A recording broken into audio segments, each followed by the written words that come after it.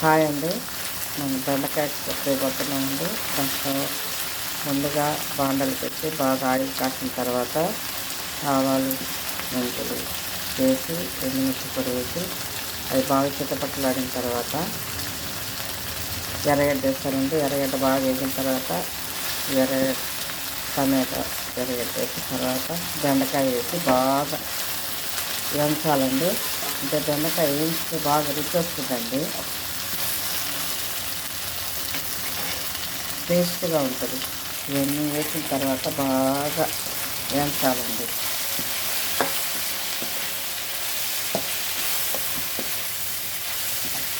అప్పుడు మనం బెండకాయ వేడి వేడి రైస్లో తింటూ ఉంటే సూపర్గా ఉంటుందండి.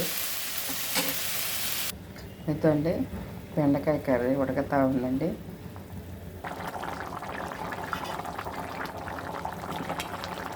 ఇదండి బెండకాయ కూర టేస్ట్గా బాగుంటుందండి. బెండకాయ కర్రీ బాగా ఉడికిపోయిందండి. దీంట్లో ఎత్తండి వేసి తినేస్తానండి.